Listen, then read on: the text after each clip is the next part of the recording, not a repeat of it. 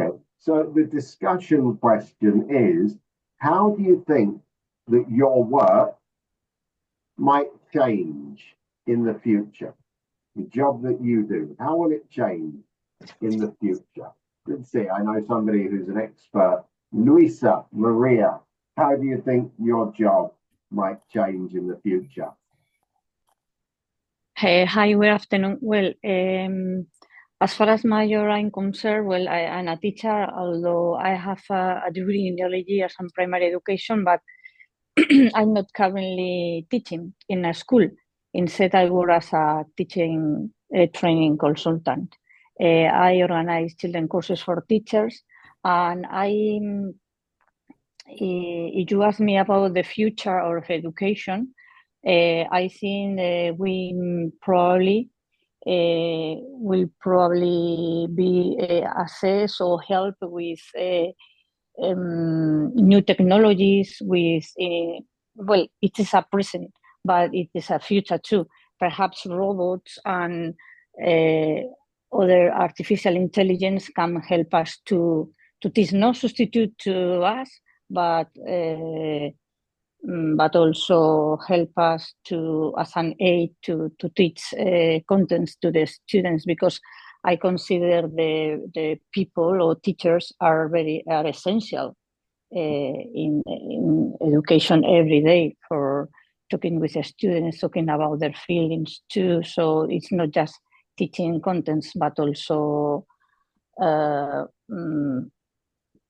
teaching values. Thank you. Thank you. Not only about how your job will change, but maybe some of the things which we will have to teach, maybe the actual content itself. What do you think? How do you think that might change? Miguel Angel, any ideas?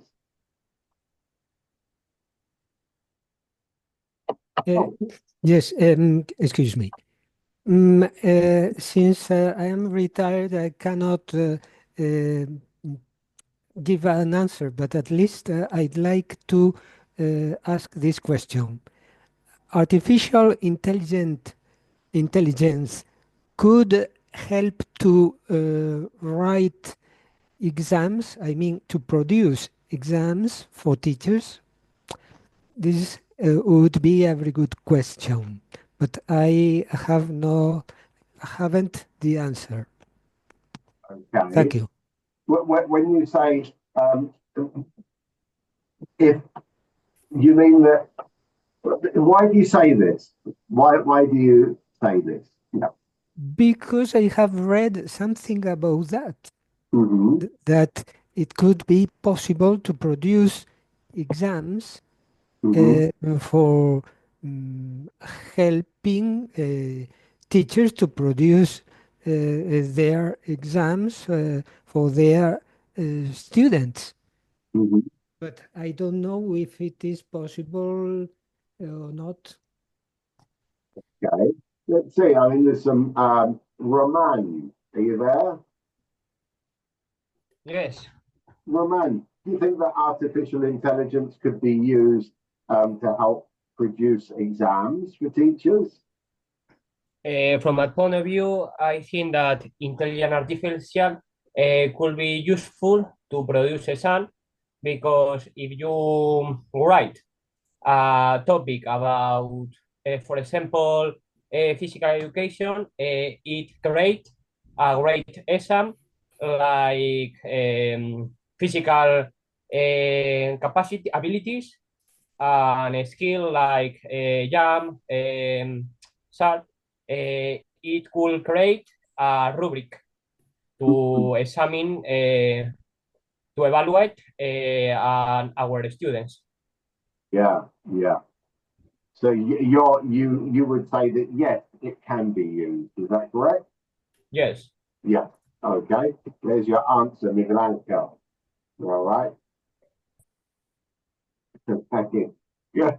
Thank you. A very good question. A very good question as well. Okay. Another question then. What kind of things do you do to relax? What's a very simple question? If you got that one, that'd be very, very good. What kind of things do you do to relax? Mariangela. Yes. Yes.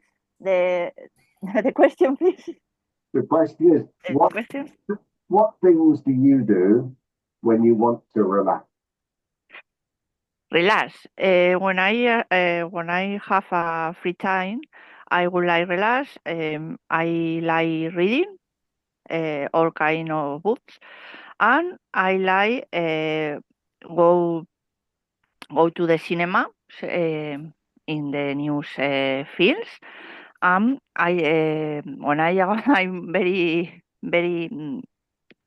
stressed, I I I prefer doing yoga or jogging.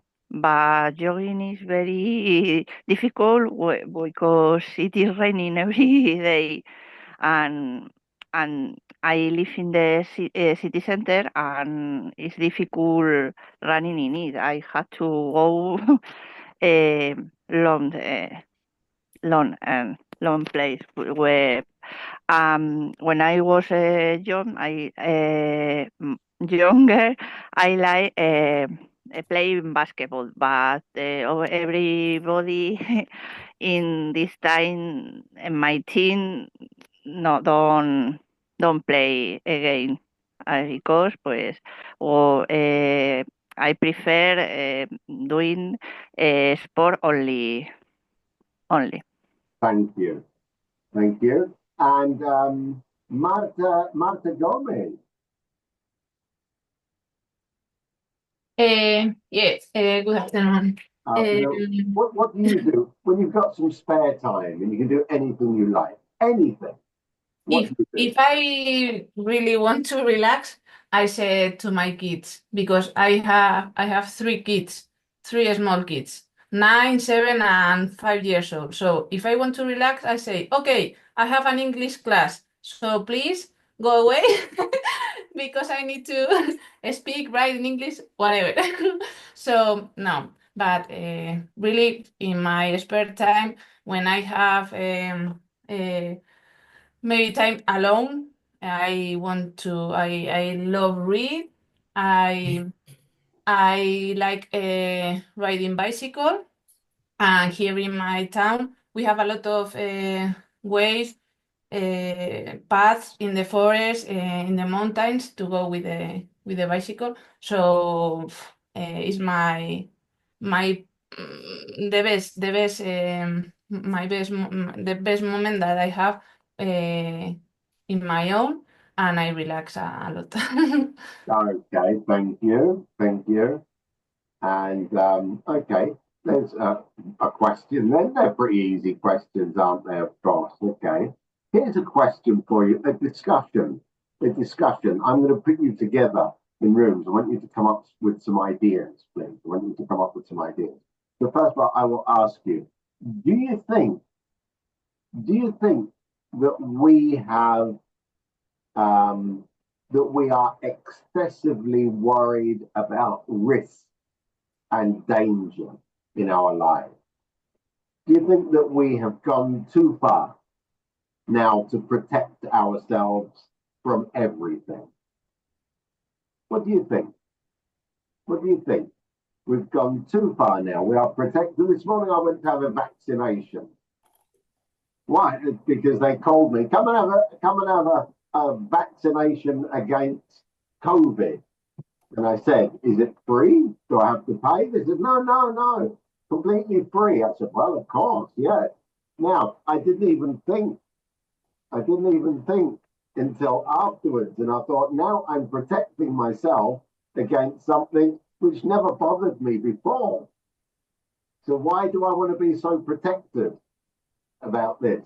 Okay? Or against this thing. So do you think that we are excessively worried about protecting ourselves in life? Gonzalo, what do you think? Microphone. Hello, good evening. Yes, I think so. We are always very worried in protecting us. I have more than 50 years. That's the reason, because I am more worried. perhaps because I have insurance at home, in the car, in my healthy, with my health of my family. And after 50 years, you begin to have problems. So it's normal to be a little worried about the problems that come. But you should protect yourself. Of course, that's a very logical thing to do. Because if you didn't have insurance in your, for example, if your car gets stolen or damaged, then you would have to pay a lot of money. So it's much better to be insured. Yes. So, but that's the reason, because I say that we are all the time, or me, in my case, I am all the time worried. But later, when you are going to use your insurance, it serves for nothing, I think. But you must have it. So I am very worried with the health because I have had problems, healthy problems. In that case, I have a very good insurance, and it responds also. So I am happy. And for more things, yes, we are worried about another things, but we are all the time spending money in things that we don't need. So if you are worried in your protection, I think that is a very good way to spend the money. Okay, yes, it might do, but the more you spend on protecting yourself, the more worried, the more tension you have because you think you might lose something. No, I'm not worried exactly, but because I am a free person, and I go away to the street, and I'm not thinking about my security. I am all the time thinking in to have a very good day, to work, or to spend the time with my friends. I'm not thinking if a problem could come, but later it's true that we must protect us because the ugly things could come. Perhaps something could happen. Okay, something could happen, of course. Thank you. Okay, very good. Can you think of any other ways? I'm going to put you in some rooms now. I want you to go into rooms together and have a chat. Okay, we're going to have, let's see, 1, 2, 5 rooms, 4 rooms. Okay, 5. I'm going to put you into rooms. I want you to think about all the different ways which we protect ourselves. All the different ways. We have a word in English to protect, to keep. Remember, we say to keep safe, okay? To protect, okay? Even to safeguard, right? You see those words in the chat? To keep safe, to protect, and to safeguard. Those are 3 words. They're synonyms, but not exactly synonyms. They can be used in different contexts. Okay. So what would you do with money? Would you protect it, safeguard it, or keep it safe? Money. If you have some money, would you keep it safe, protect it, or safeguard it? Safeguard. What's the meaning? The last word is safe. To safeguard. Okay, which it means exactly the same as protect or keep safe. The only difference is the context. Okay. So here's the example. If you have some money, or some gold, what do? Do you keep it safe? Do you protect it, or do you safeguard it? What's the best word to use? Safeguard. Not Keep safe. to keep it safe. Absolutely, to keep it safe. Yeah. Okay. To keep some money safe. Keep it safe. And what do you do, for example, if imagine you have, if you have a baby, a small child, and it's raining, Protect. Protect. There we go. So there's a difference there. To protect. Yeah. Okay. And if we're talking about in a more formal sense, let's imagine children at school, and we want to protect the children from bullying or cyber bullying, for some kind of aggression which they might suffer from other children in the classroom or online. What's the correct word? To keep safe, to protect, or to safeguard? Safeguard. To safeguard. Good. So safeguard is a very specific word which is used in a more formal sense. Okay? So when we're talking about a group of people, about children's rights, about old people perhaps, to protect them from violence or aggression, we use the word to safeguard or safeguarding. Okay, so you go and have a chat now. I'm going to put you in rooms. I want you to think all the different ways, each of you talk to each other, all the different ways which we use to keep safe, to protect ourselves. Okay? What I mean to say is everything. Think about your clothes, think about your home, think about your food, think about things you do every day when you're walking on the street. Okay? Think about when you use at home, at work, all the different things you have to think about to keep safe. Okay? Right, so I want you to go into your rooms and discuss this together. So I'll give you 5 minutes. I'll give you 8 minutes to speak, actually. And I want you to come back and then give me some examples, okay? So let me just do this again with 4 rooms, okay? So in room number 1, the secretary, the person who will begin the conversation is Christina Nino.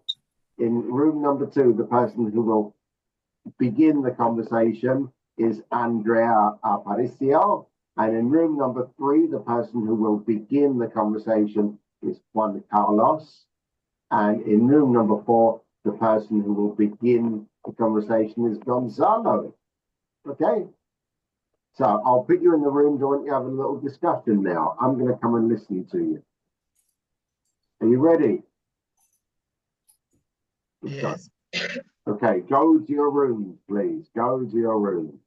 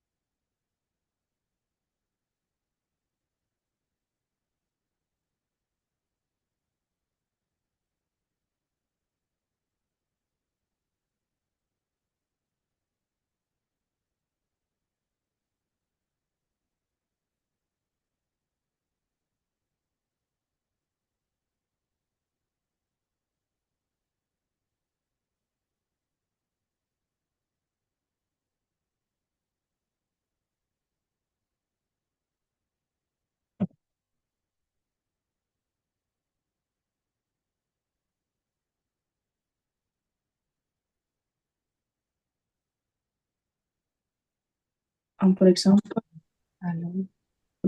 to protect, I don't know. I mean, he said like small babies. So also, I think that it could be another option, like save dog animals in general, your own animals or whatever. Yes, yes. And I don't know, for example, like old people, it maybe, but like not in specific situations because it could be. I mean, if we said like I don't know, helping someone to cross the road. That's a specific situation. So maybe, or I think that it will go to safe work. I think, or it's the way that I understood. With you. Oh, sorry. Go on, please. Continue. Well, I was talking about. I agree with the students because they talk about the importance of keeping safe at home, with the doors, windows, alarms, or at the street with the lights, the traffic lights, or at work. And we thought about if we prevent something or any possible insecure or danger, we don't have to cure the consequences. So it's very important to keep safe.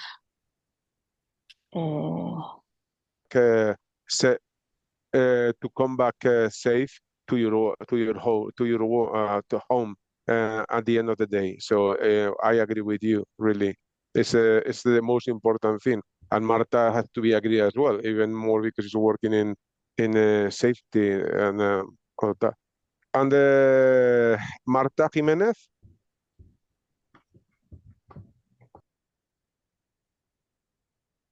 Are you there? Are you here with us? No, then we can continue. We can share something else about that. Come on, anyone. Marta Gomez. Okay, I'm thinking in a different way, not focusing my job because my job is about safety at work, but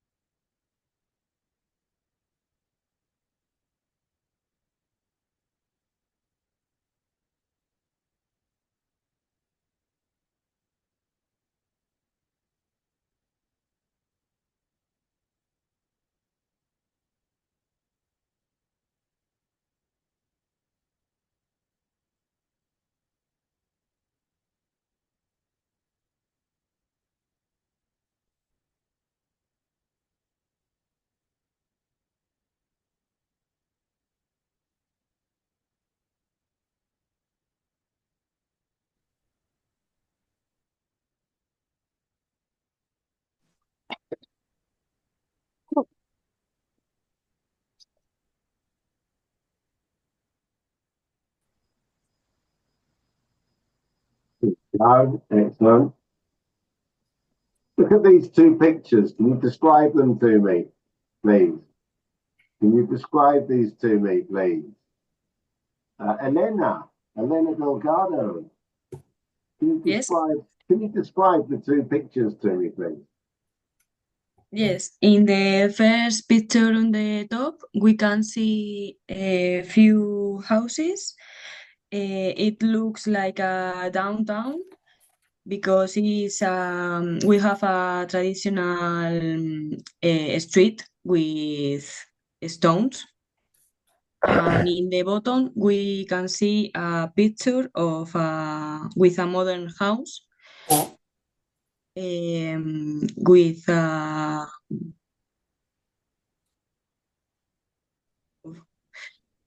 with modern structure and architecture. It's really big, so maybe it's for rich people, not like in the picture of the top, that the houses are smaller.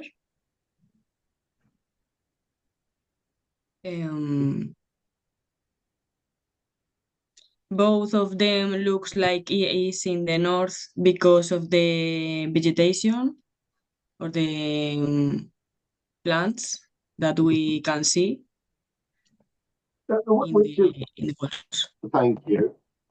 Now, which of the two pictures do you think would be the best one to show your dream house?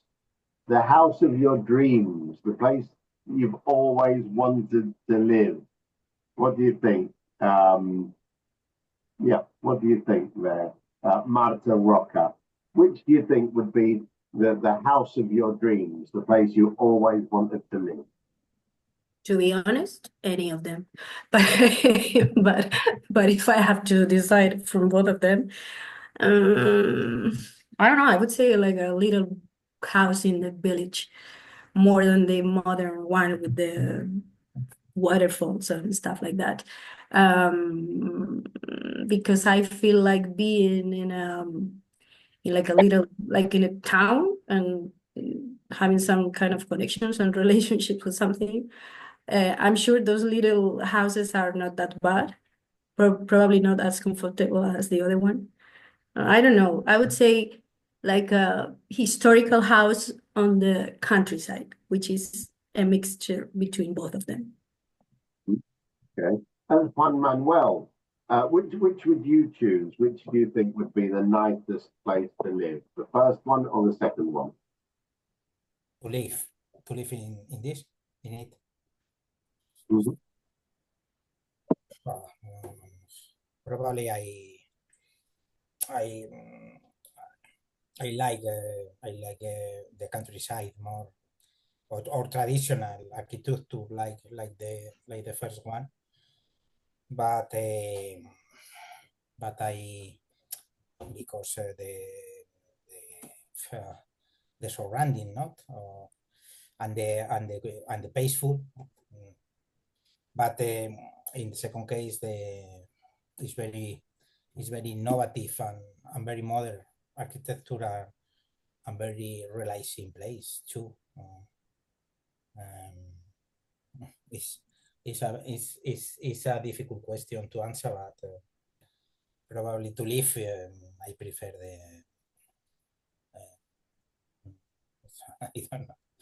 I don't know. Probably the second, the house in the fall. Mm-hmm. Okay. Well, let me ask somebody else then. Thank you, Juan Manuel. What would the problems or the challenges be? Let's imagine if you were living in the second house. What do you think some of the difficulties of living there would be? Gonzalo. If you live in the second, yeah, in the which has the disadvantage you want to mean? Yeah. If you live in the second one,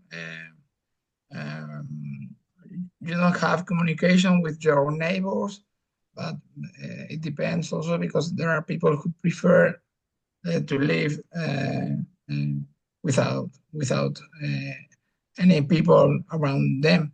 But I think that it is a disadvantage when you have to go shopping, or if you have any problem with the light. For me, I prefer to be near of the civilization. Another problem that you can find perhaps is if somebody try to steal your home, and the security is not well. It seems to be a safe house, but is perhaps an appeal to the robberies or to the somebody who want to steal you. The second one is not my type of house I want to be. Good, thank you. And Javier, can you think of any problems? What about problems or challenges if you were to live in the place in the first photograph? Well, it's funny that you asked me about that because I'm thinking about it. The first problem that I could find with the first photograph is the money, because these people could have many things in your life, but money with this kind of house is not a quality of this kind of people. Of course, another aspect to take into account is the nature. In the second picture, you can enjoy the silence of the nature, of the sounds of the animals, which can relax you. And in the first pic, you can suffer the sound of the cars, transports, of neighbors, who sometimes could be the worst neighbor in the city. Okay, all right, possibly. Yeah, good. Okay, thank you. Let's now look at our role play. Here we are. Here's a role play. You are a student. The examiner is your tutor. You have been given a low mark for your essay, for your writing. Find out what was wrong and persuade your tutor to allow you to rewrite the essay you've written. You thought it was very good, but actually your examiner didn't think it was very good. Okay? You understand? Yes. Good. Okay, then to Marlene, please. Marlene, here we go. I am your teacher, I am your tutor, and you sent me an essay, some writing, and I didn't like it very much. So I only gave you 4 points out of 10. So tell me then, you come to see me. I will start, okay? Okay. Okay, hello, Marlene. Yes, nice to see you. Can I help you? Hi, Joshua, how are you? I saw I'm the fine. mark and I was surprised because I thought that I did better than I showed the final mark. So I would like to know what's the situations of the mistakes that I did. Well, actually, obviously your writing was very good. Okay, your writing was Okay. very good. The problem is, it was exactly the same as everybody else did. This week, everybody did exactly the same writing. So this is a great coincidence, don't you think? So if everybody had made the same writing, why I the only one that it then passed that text or that essay? So I would like to know. I mean, if it's a problem of everybody, I can understand why I'm the only ones that had that low mark. I mean, if Because, there is a sorry. well, I know that you're the best student. Okay, you're my best student. So what I think is that you wrote write this piece, and you gave it to everybody else to copy. That's not right. I mean, our essays. I'm speaking in general because that's looked for. We looked for your notes that you gave us. So it could be the main ideas are based on that notes that you gave us. So I can understand that we use the same ideas. So the way that we wrote, it's different. So I mean, and also it's like you can't like have an expectation about me if I'm the best student, because I can make some mistakes too. So because we are humans, so I would like to see to show you that everyone can make mistakes. So, and I don't think that it's the main reason to couldn't pass that essay. Okay, but listen, here's an example. Nobody has ever used the word safeguard. I've never used the word safeguard. And suddenly, in your writing, you use the word safeguard, and everybody else also used the word safeguard. It's amazing, isn't it, that everybody learned this word spontaneously? Yeah, that's true that we share like our notes. I mean, because we are colleagues, so we have to be friendly and kind with everyone. So I can accept that I share my notes with everybody, because I think that it was like the base from all colleges. So yeah, I mean, But in your essay, it said, look, let me just say, safeguarding is currently of the utmost importance in protecting our young people and the elderly. That was your sentence. yeah, and I would like to know. Everybody else had exactly the same sentence. So if I'm accepting my mistake to share. I mean, it's a mistake to share my notes with my college. Well, of course it is.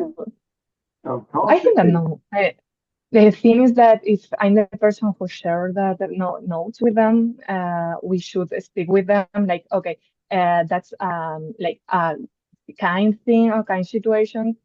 So they shouldn't copy exactly words, because that's the point that now we have like this argue. So we should speak with them like, okay, that's a situation that happened, so to not repeat again that mistake. I think so. Okay, so maybe we won't make the same mistake. What do you think? Okay, well, thank you, but listen, it's very important. You're welcome. You should not let people just copy you. It's not a good idea. Okay, so please don't do it again. Yep. Okay, very good. Excellent. Okay, so well done. Thank you very much. Okay, let's go on. So then a little bit of a role play. Very good, very good. So it's about an hour of speaking. Let's go on now. We're going to do our written part of the exam. We're going to do it all the way through. What's the first part of the exam, please? After we've done the speaking and so on, what's the first part of the exam? The listening. The listening. Well done. Okay, excellent. Okay, so it's the listening. Right. Open this. This. First of all, let's just make sure that we can hear. You will need some paper, please. You will need some paper.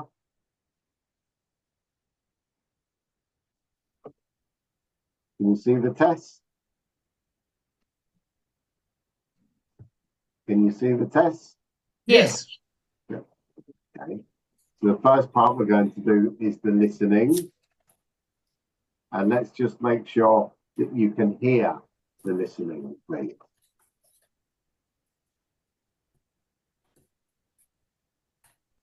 So tell me, can you hear? The Pearson Test of English General Level 4. This test takes 2 hours and 30 minutes. Can you hear? Yeah. Yes, very well. Yes. Oh, very well. Okay, excellent. Let's make this a little bit smaller. Can you see the three questions there, the example, number 1 and number 2? Yes. Okay, right. Now, I don't have the answers for today, so I'm going to have to do them as well.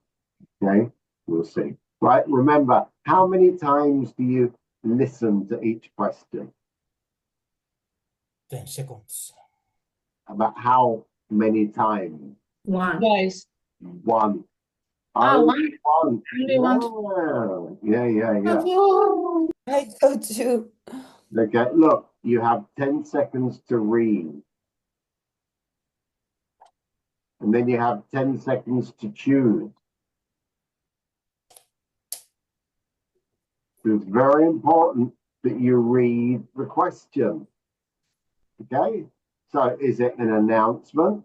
Is it an advertisement? Or is it a message? If we're listening, an announcement would normally be in a public place, like a train station or an airport. Okay? An announcement. The next train to London is from platform 2.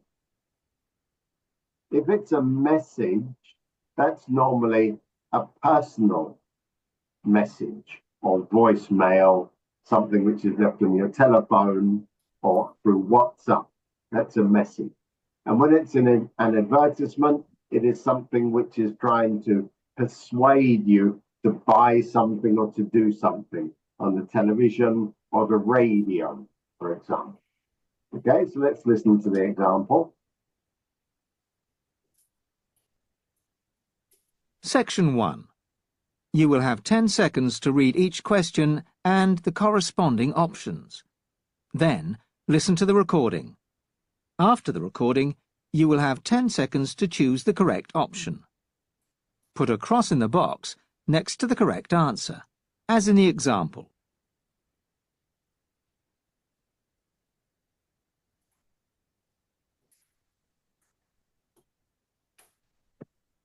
Example. Listen to the man speaking. What is this an extract from?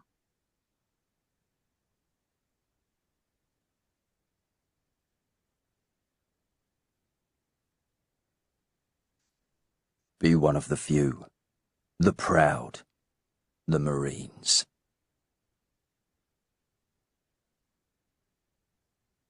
The correct answer is B.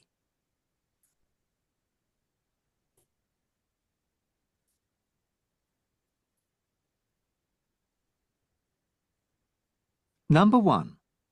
Listen to the conversation. Who is Sheila talking to?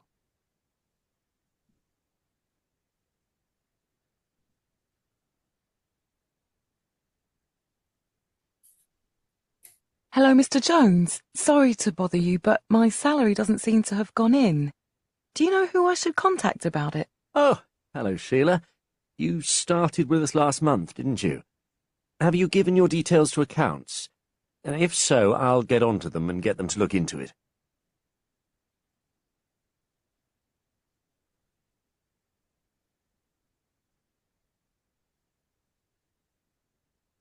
Number 2. Listen to the man speaking. What is Martin's job?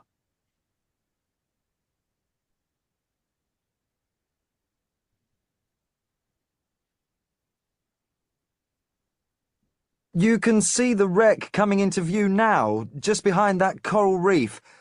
Martin's just adjusting his breathing apparatus, and then I think he'll go in.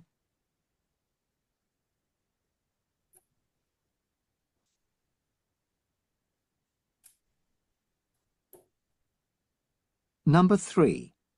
Listen to the woman speaking. What is the excerpt from?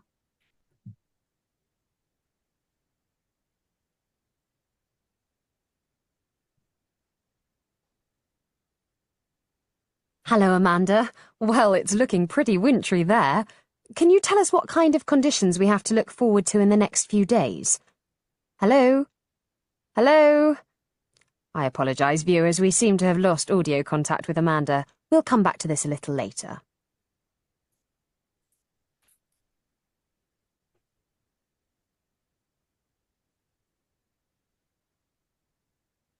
Number 4. Listen to the woman speaking. What does Mrs. Banks want?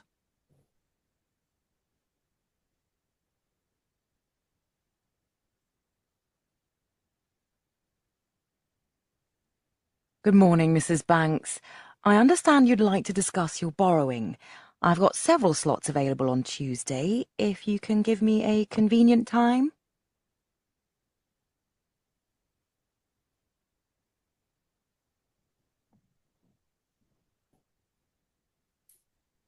Number 5. Listen to the people speaking. How does the second speaker feel about finding a job?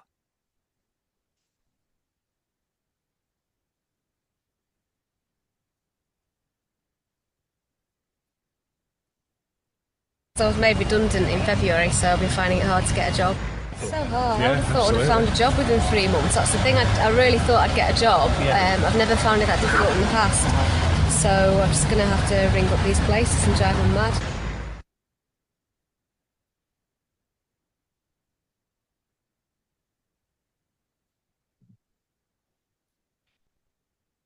Number 6. Listen to the woman speaking. What does she think about the book?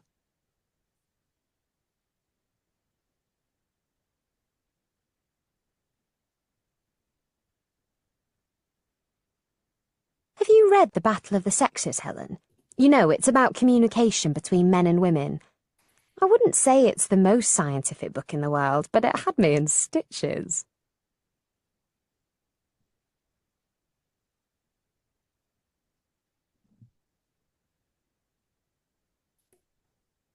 Number 7. Listen to the woman speaking. What is she talking about?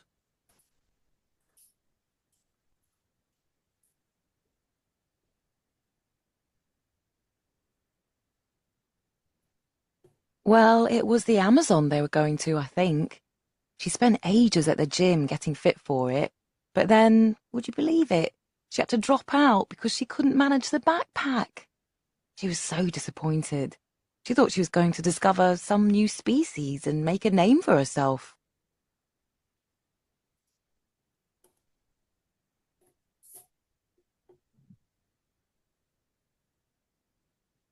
Number 8. Listen to the woman speaking. What is she persuading a friend to do?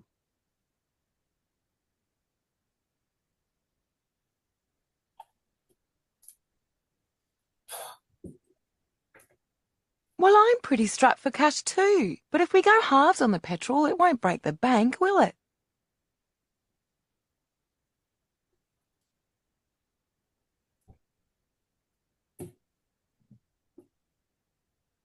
Number 9. Listen to the woman speaking. Why were people said to have died?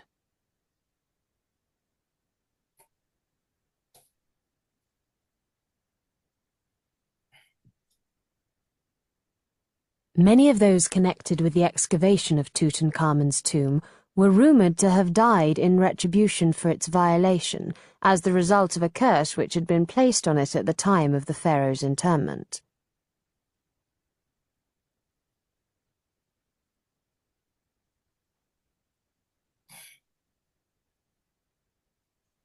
Number 10. Listen to the speaker. What is he doing?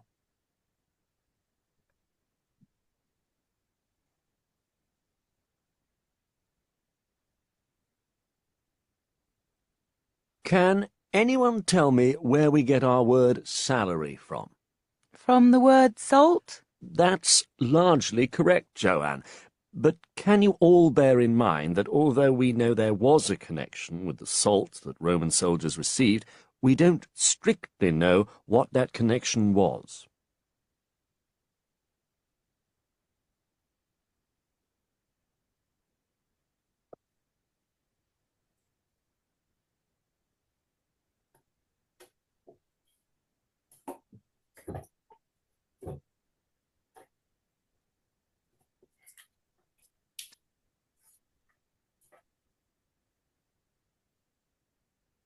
Okay. Okay, that was a difficult one. It was D1, a difficult one. Let's have a look. Number 1 is B, boss. B. She was asking about her money, and the boss says, "Ah, you only started last month. You only started last month.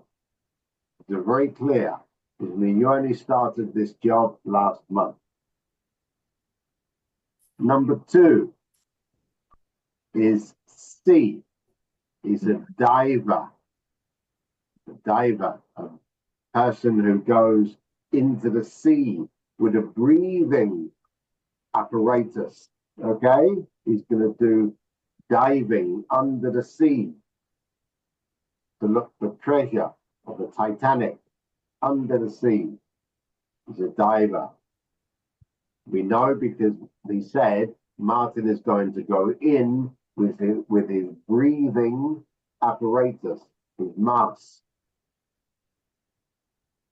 Number 3. 3. Number 3 is C. A. C. It's a TV broadcast. A TV broadcast. Because the presenter says, as you can see, the weather's very bad. As you can see, the weather's very bad. Okay. Number 4,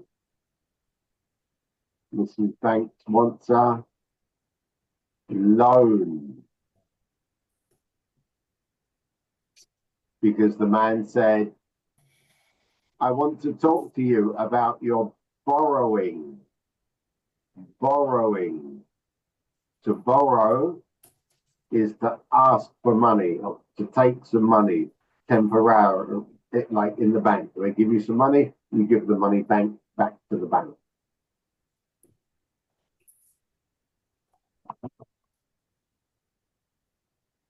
Number 5 is A.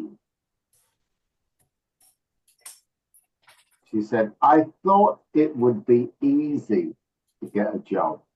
So she was overconfident about getting a job.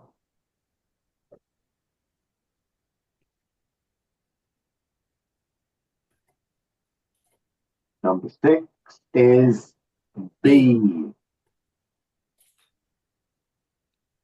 It had me in stitches. I thought it would be scientific, but it wasn't scientific. It had me in stitches. It was funny. It was B. Number 7 is C, an exploration trip to the Amazon. Yeah, in a boat, and you were going to find a new species of animal.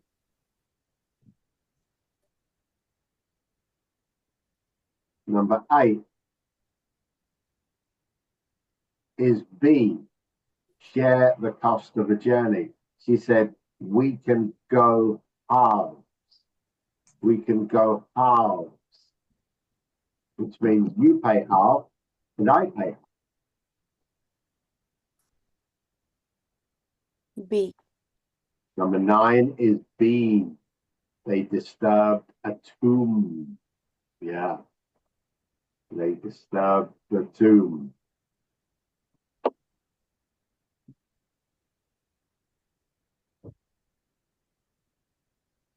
Number 10 is B. Because the man says, can anyone tell me? Okay. Can anyone tell me?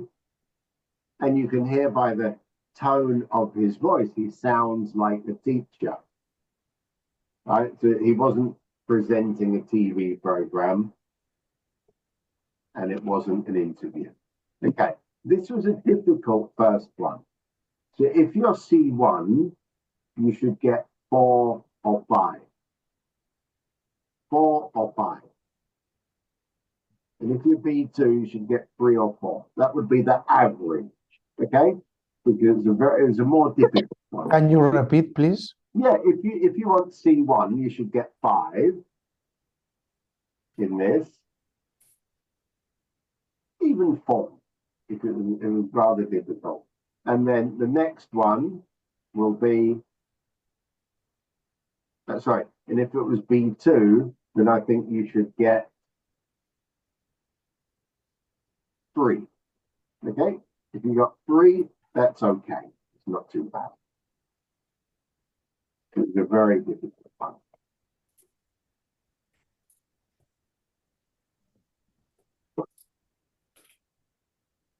Here we go. Number 2, obviously. Number 2, which is our dictation. You have a piece of paper and a pen? Yes, we have. You do? All right, all of you. Excellent. Okay, there's your piece of paper. You can see that there. Okay, so let's try and write it down. I'm going to try and write it down as we listen. Okay, how many times do you hear section 2? 2 times. Twice. Very good. Let's go. Section 2. Number 11. You will hear a recording about budgeting. Listen to the whole recording once. Then you will hear the recording again, with pauses for you to write down what you hear. Make sure you spell the words correctly.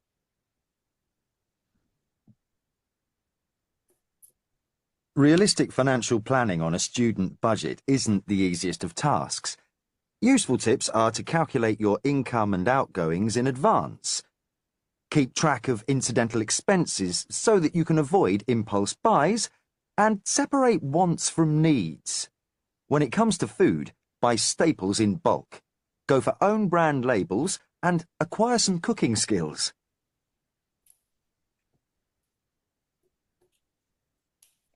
Realistic financial planning on a student budget.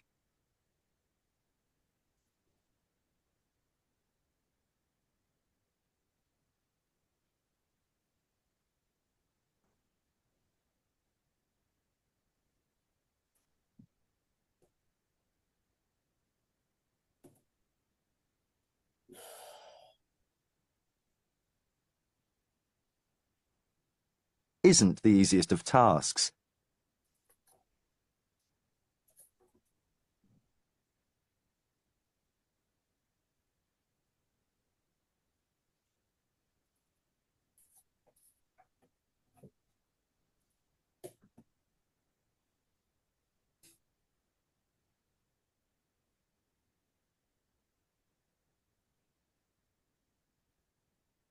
Useful tips are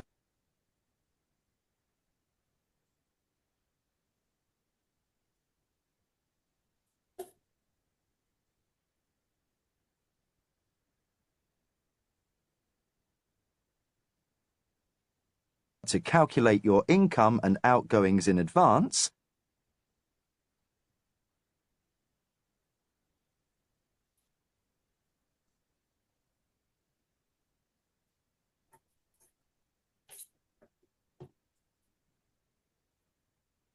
keep track of incidental expenses,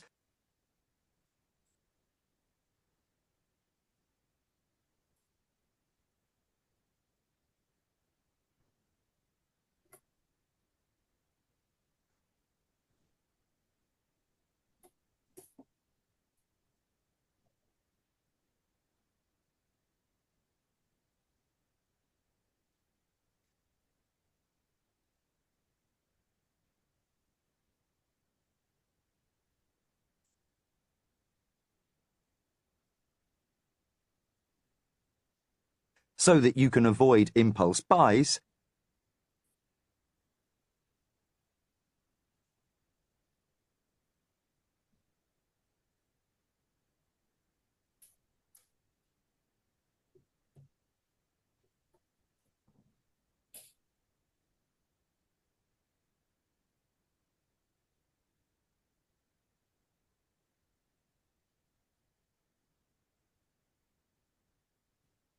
and separate wants from needs.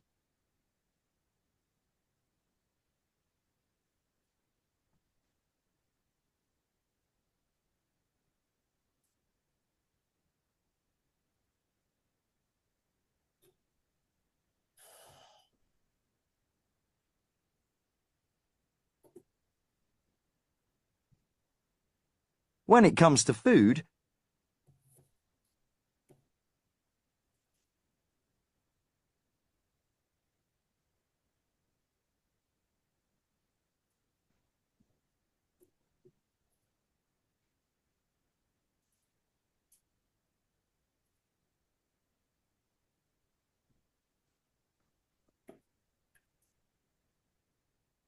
buy staples in bulk,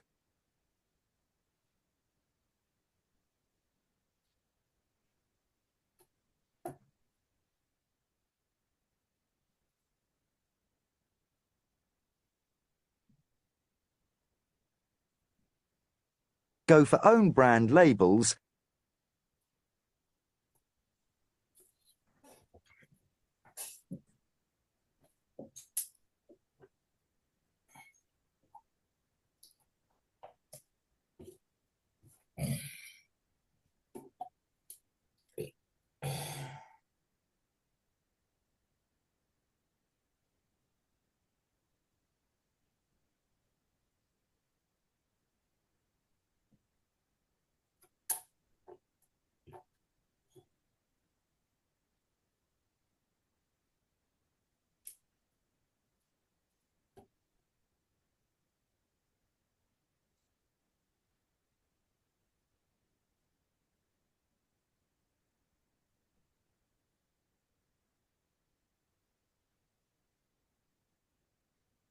and acquire some cooking skills.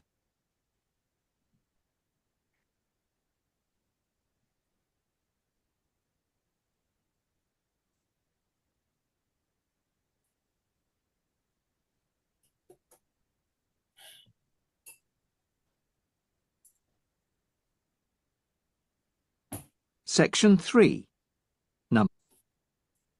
Spend about 20 seconds looking at this. This was talking about money when you're a student. Josh, Yes? if you want to get 1 point, you have to be the whole sentence okay? Yes. Or, okay, thank you.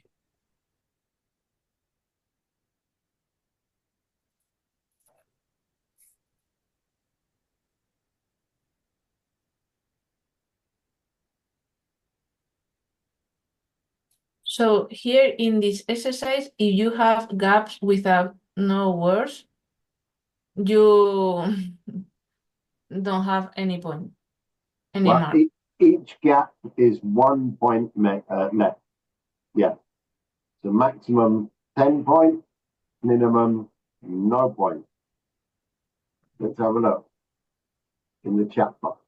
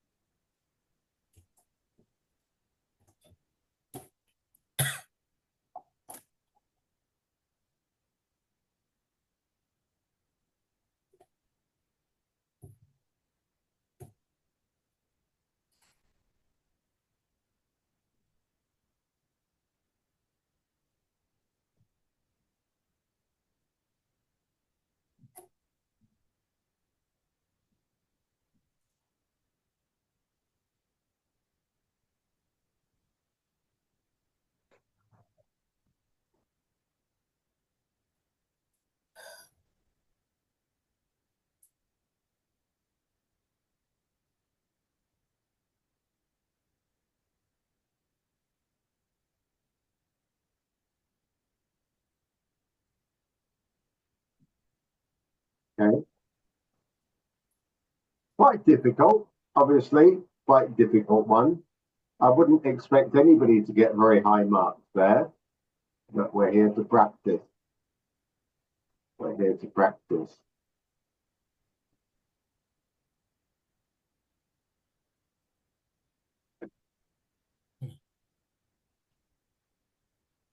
You see this? One only repetition. Only one I just want, yep, that's enough. You want to listen to it again? I think so. Yeah, let's listen to it again. Good idea. Okay. We can listen to that again.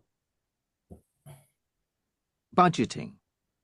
Listen to the whole recording once. Then you will hear the recording again with pauses for you to write down what you hear. Make sure you spell the words correctly.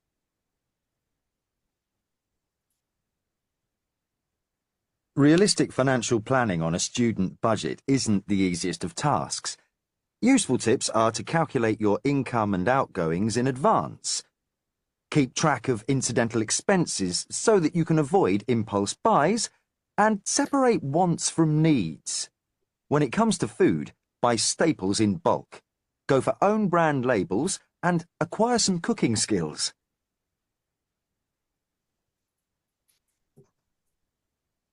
Realistic financial planning on a student budget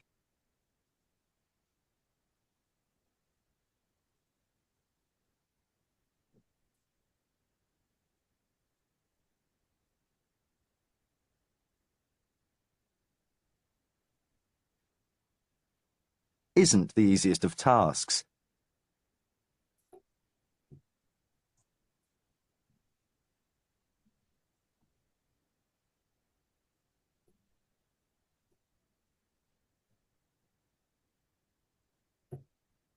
Useful tips are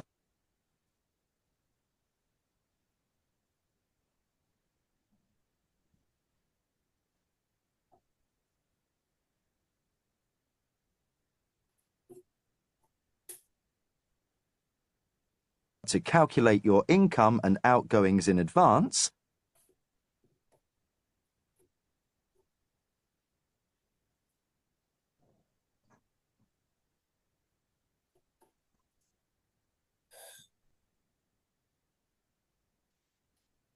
keep track of incidental expenses,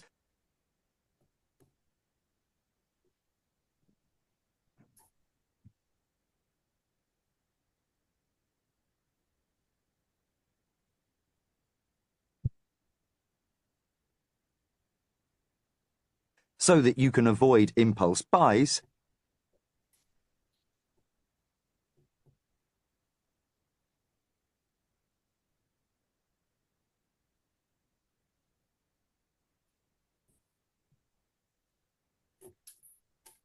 and separate wants from needs.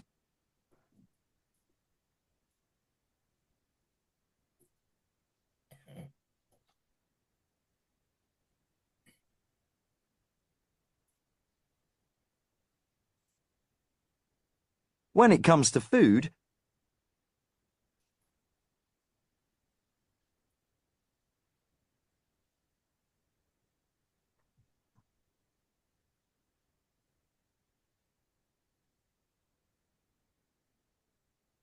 buy staples in bulk,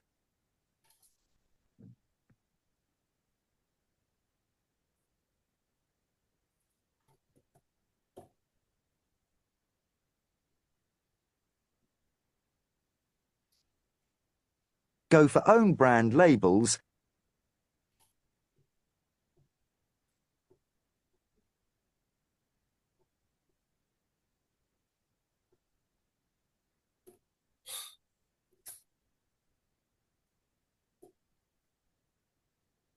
and acquire some cooking skills.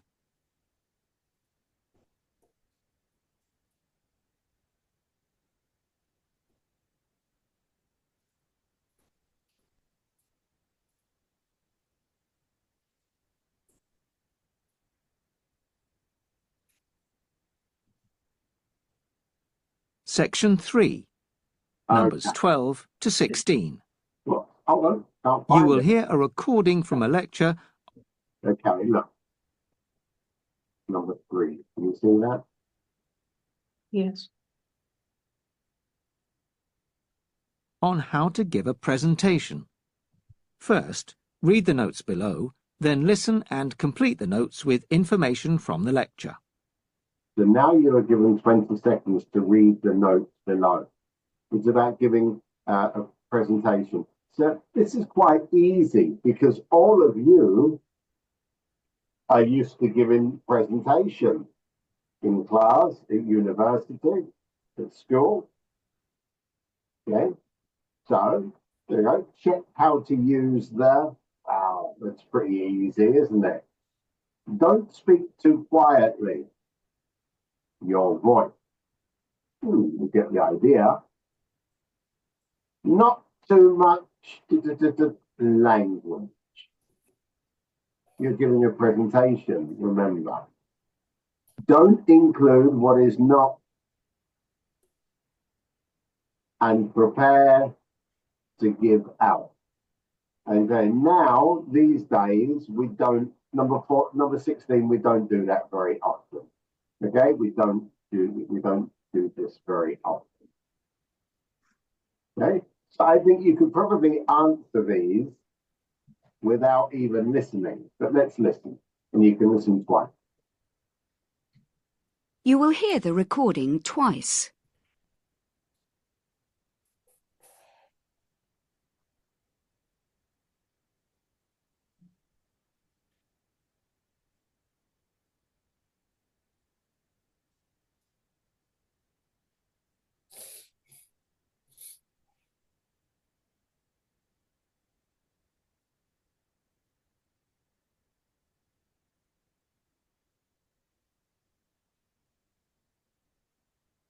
Good oral communication is to some extent inborn. However, by following a few simple rules and with careful planning, it's possible for the least confident person among us to give a memorable presentation. First, ensure that you plan carefully and rehearse at least once before the big day. Appropriate dress will boost your confidence as well as encouraging your audience's trust in you. Greet your audience warmly and make eye contact. Don't stand so that you're obscuring the screen, and ensure you have full command of any visual aids you've chosen to use. You will need to project your voice clearly to the back of the room, so don't mumble, and ensure that you speak at a measured pace, although some variation in tone and pitch will avoid boring your audience. Make sure your language is accessible. Avoid highbrow words where they're not needed. Your data should be concise and include only that which is relevant, so don't cram too much onto a slide, and use large fonts so that the audience can see the information.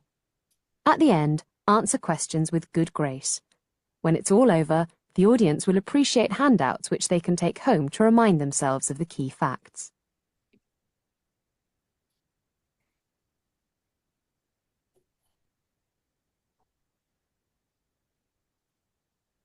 Now, listen again.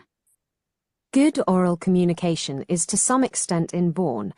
However, by following a few simple rules and with careful planning, it's possible for the least confident person among us to give a memorable presentation. First, ensure that you plan carefully and rehearse at least once before the big day. Appropriate dress will boost your confidence as well as encouraging your audience's trust in you. Greet your audience warmly and make eye contact. Don't stand so that you're obscuring the screen, and ensure you have full command of any visual aids you've chosen to use.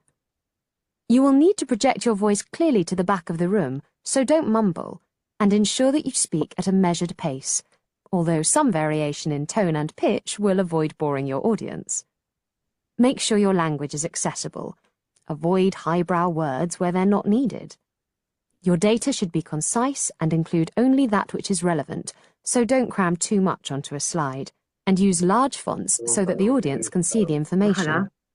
At the end, answer questions with good grace. When it's all over, the audience will appreciate handouts which they can take home to remind themselves of the key facts.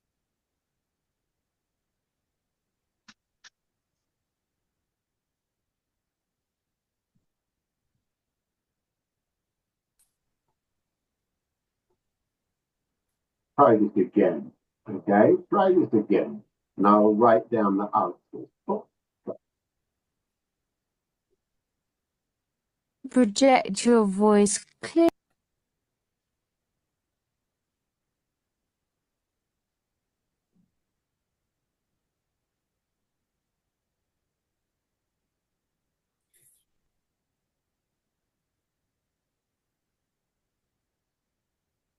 Is accessible.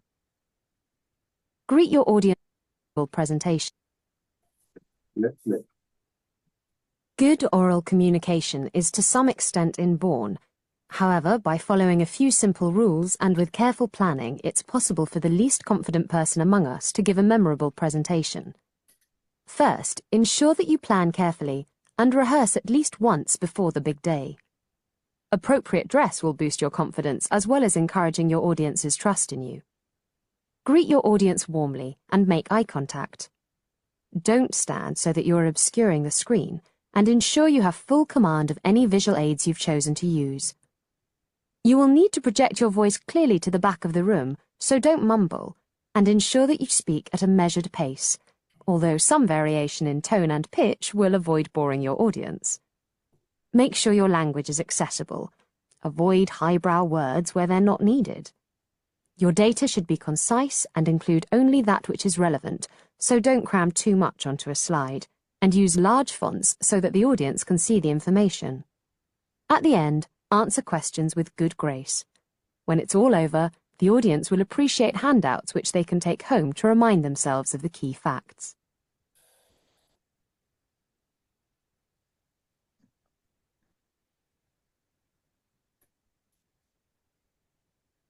Now, listen again. Good oral. At the end, answer questions. Complete the notes with. Okay. These are number 12, visual aid, the projector, slide, PowerPoint, whatever. Yep. Number 13, project your voice. Project your voice. Number 14, not too much technical, highbrow language. Highbrow, which means technical language. Number 15, don't include what is not relevant. And number 16, prepare handouts or photocopies, okay? To hand out.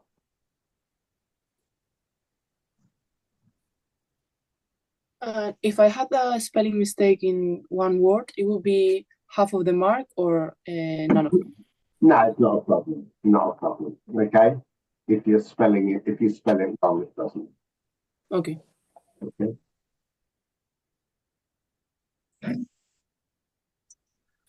For me, it's a little difficult. I know, it should be a little difficult. Yeah. And what is handout? A handout is a photocopy. A handout. To put it in. Sorry? Number 12. Number 12, visual aid. Number 12. Visual aid. Visual aids, projectors, presentation, you know, screen, big screen maybe. Visual aid. Yeah, visual aid. That's it, yeah. And 30. Project your voice. Project your voice. 14. 14, there you go, in the chat. Technical or highbrow language. Number 15, relevant. Number 16, handout. In the text. Handout. Yeah. It's in the chat box. Okay. Okay. Right, let's do the next one.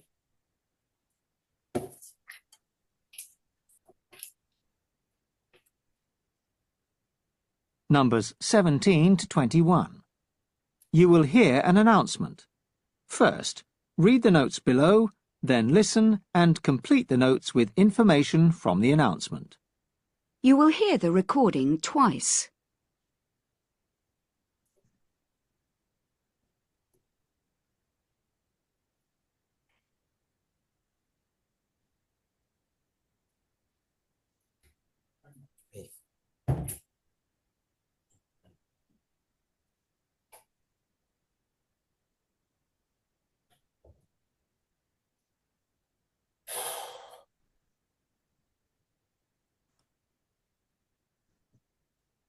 Hologram technology's been around a while, but it's only recently we've really begun to explore its benefits. Did you know that in 2007, Prince Charles appeared holographically at a conference in Dubai? If he'd flown, 20 tons of carbon waste would have been produced. But by this method, he left the carbon footprint of a light bulb. Not bad in terms of green technology. True live appearances are a long way off, and the equipment is still expensive. But you can be sure it'll be within the reach of the average householder before very long. We're working to make sure it is. We're at the forefront of holographic design, and we aim to produce a home holographic communication system within the next 5 years. We'd like to invite you to join the hologram revolution. So we're holding a demonstration in London on July 30th this year. Entrance is by ticket only, but we have 50 to give away if you're fast. Just send your name and address on a postcard to Holoco, that's HOLO, capital C, small o, at 220 Victoria Street, London SW1, and we'll send you tickets for yourself and a guest.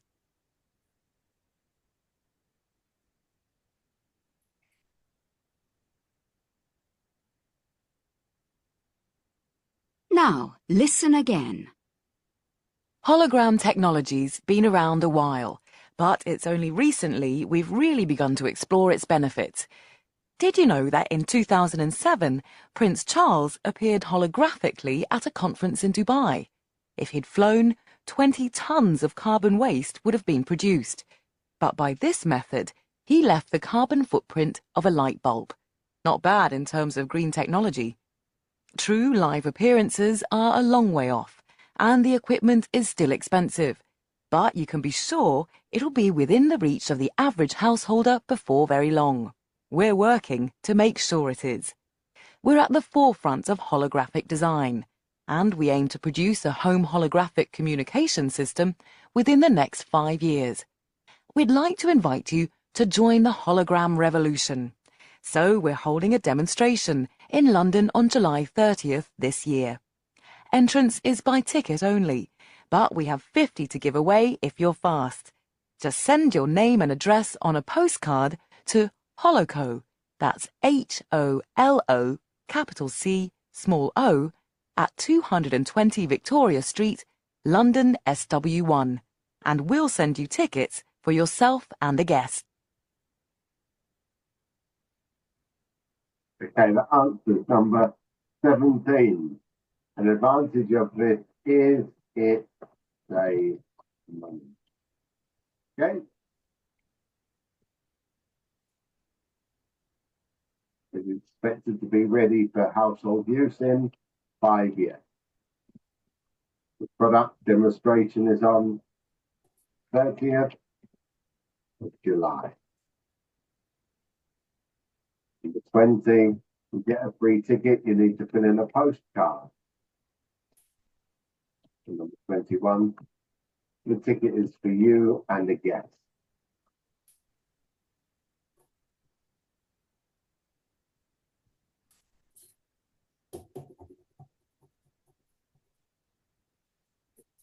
Josh, Yes. the first question couldn't be saving energy. That saves energy. Yeah, okay, good. Number 17 could be it saves money or it saves energy. Good. Yeah. Yes.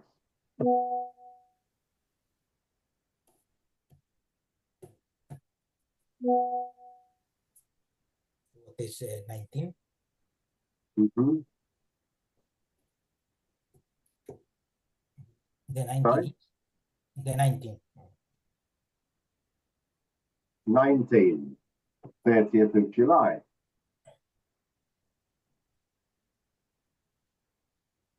The 19. 19, the product demonstration is on. 30th July. of July. It's in the chat. Can you see the chat? Yes. Okay.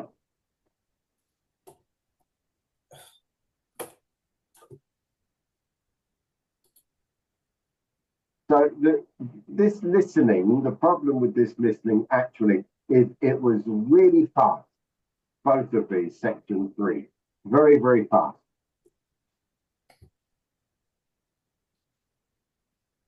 But not too bad, was it? Not too bad. Okay. Let's continue.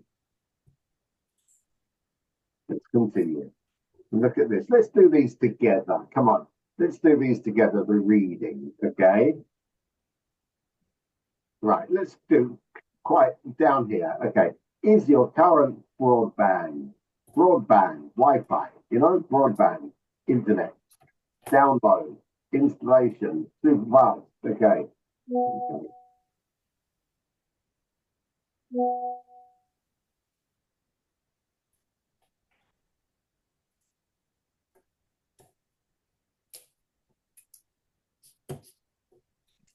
Joshua, can you make it bigger, please?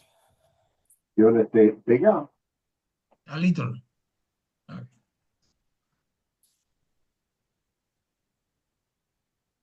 See that? Yes, yes, perfect. Okay, so what's the answer? You can write the answer in the chat box, please.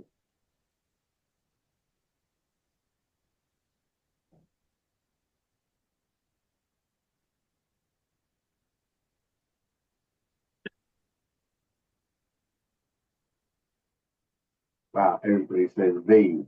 To take advantage of. Absolutely. Yeah. Okay. Take advantage of. Excellent. So that's 22 is B. 23.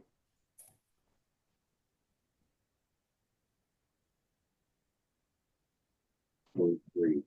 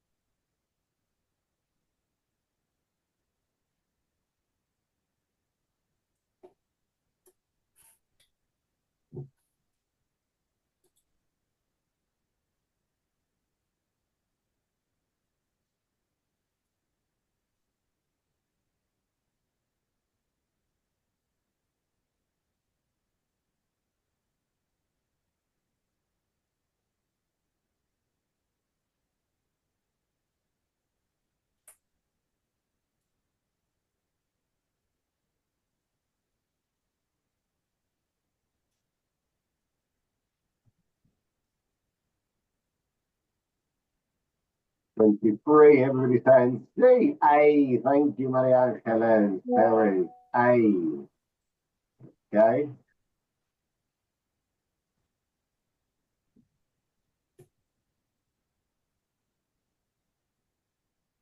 Opposite. Sorry, in contrast to. Not in opposition to. If it was in opposition, it would be because of the opinion or because, because of some subjective value. Okay. So in contrast to. Number 24.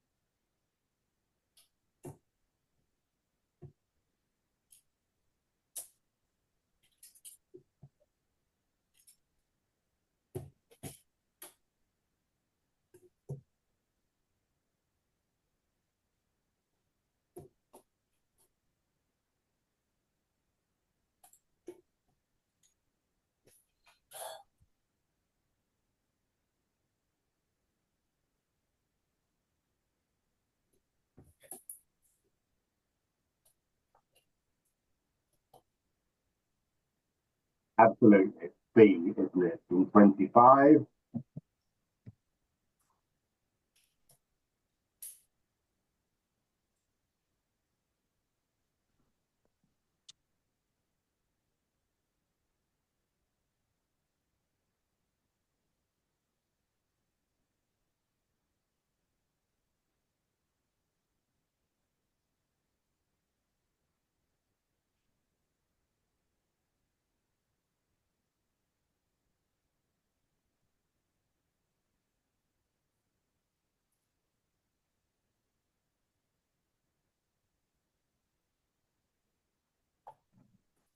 proceed to checkout. Yes, it's B, isn't it?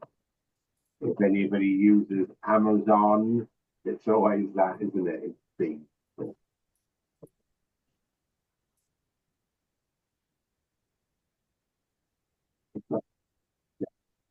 Six.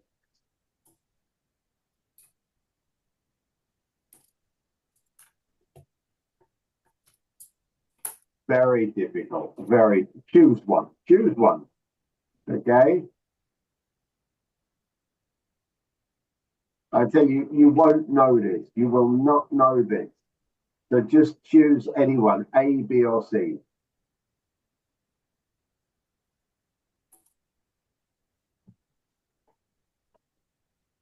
Don't take any. Don't waste any time trying to think what it is. A, B, A, B. Come on, B.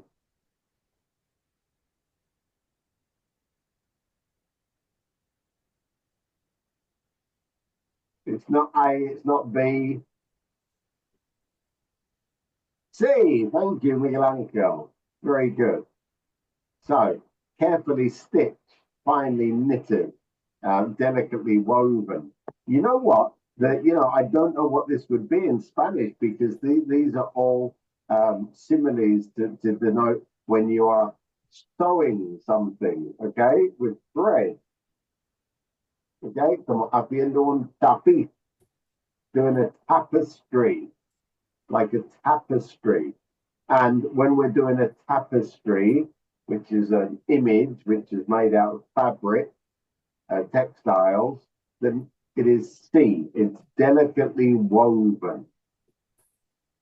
But it could be the other ones as well. But it is actually delicately woven. Okay. So number one was very easy. Number two, reasonably, but we understand the confusion. Number three, very easy to synchronize your phone. Number four, easy, proceed to checkout. And number five, number 26, very difficult.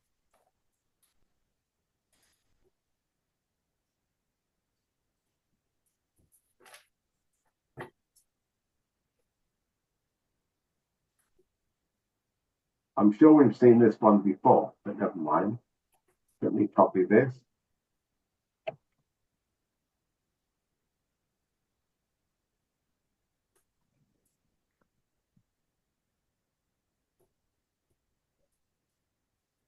I'll copy the whole text into the chat box and then show you the question. Okay.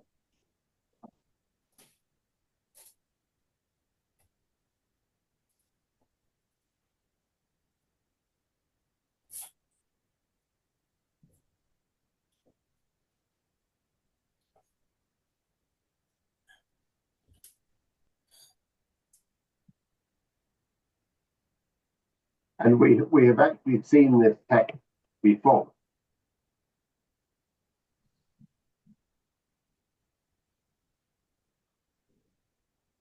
Yeah. So this is the text which has been used before. So here is the text in the chat. We'll get rid of this one, unfortunately. All right, Javier, sorry, thank you for coming. Right, so there's the text in the chat box. And here are the questions, okay? And we've seen this one recently. We've seen this one recently. You have 5 questions, 1, 27, 28, 29, 30, 31. Okay? So some text can be repeated in the exam. You've got 5 minutes to do these 5 questions, please.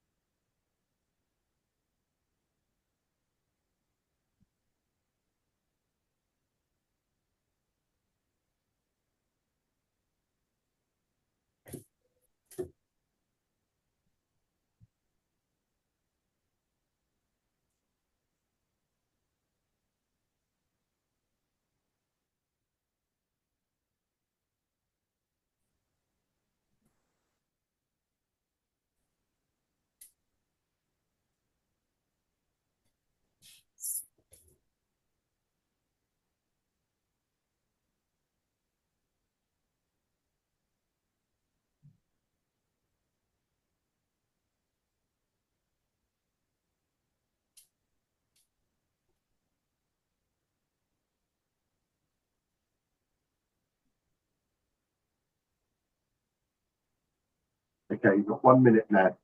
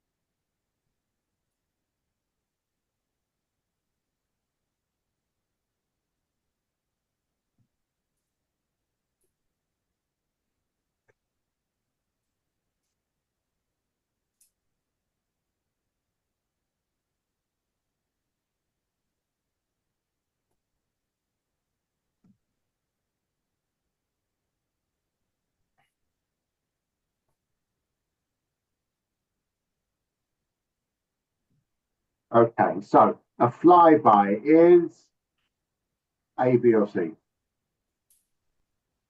B. Yep, we've seen this before. A way of collecting information. It says here in the text. Okay. Okay. The flybys would pass the planet, taking pictures, obtaining data. That's a way of collecting information. Number 28. A. Number 28 was A. Good, because it talks about erosion. Okay, which is wearing away. Number 29 is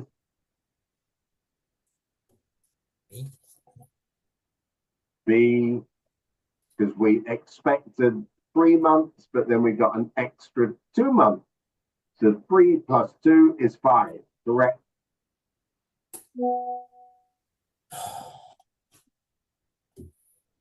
Okay.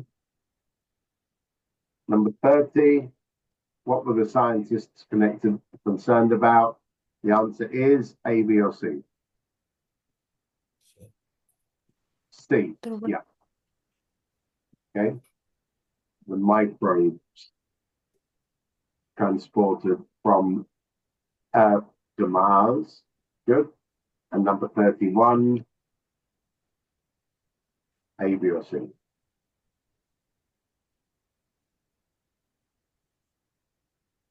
A. It sounds like a very difficult thing to do.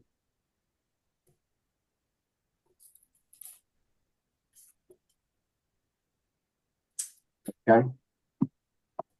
So 31 is A. Right. Okay. Next one. Go.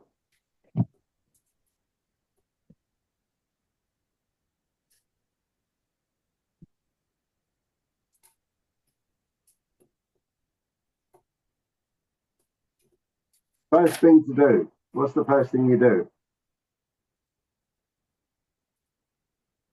What's the first thing to do?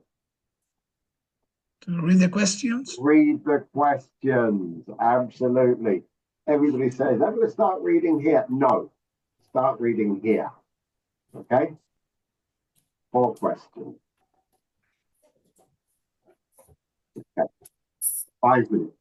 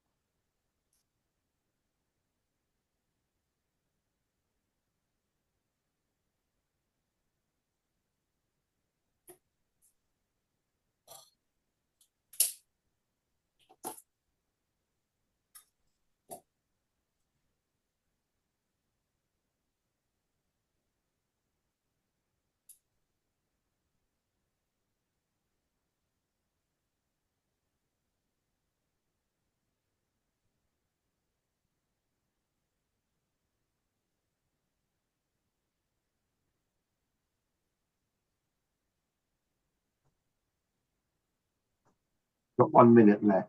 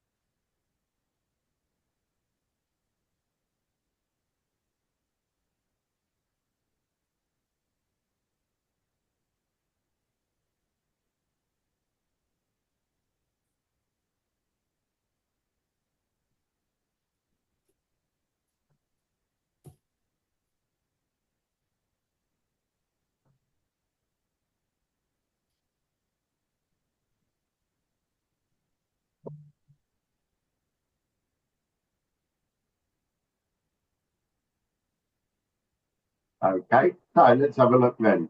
Number 32 was, how did trading using the barter system different from left? Please, any ideas? Exchange are not direct. Excellent, good. Exchanges are not direct. Okay. Where do people find, number 33, where do people find goods and services? A directory circulate amongst the group. In a directory. Yep, good. What kind of trading is not usually tax deductible? Professional Domestic. services. Sorry? Domestic trading. Domestic trading. Okay, that's 34. Domestic trading. And in the writer's view, where are lets particularly helpful? Number 35. To prevent isolation and social networking. In the private low-income areas.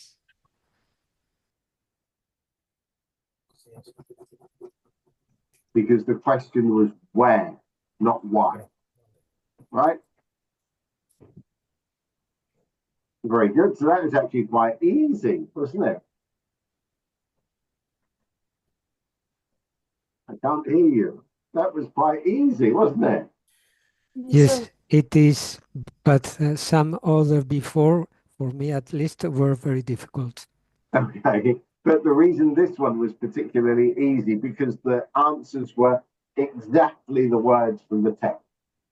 If we look before, when they were talking, for example, about, some of the other ones, it was a little bit more difficult. Okay. Very good.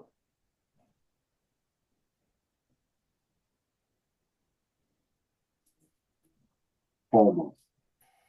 Okay, four more. Another 5 minutes. Easy.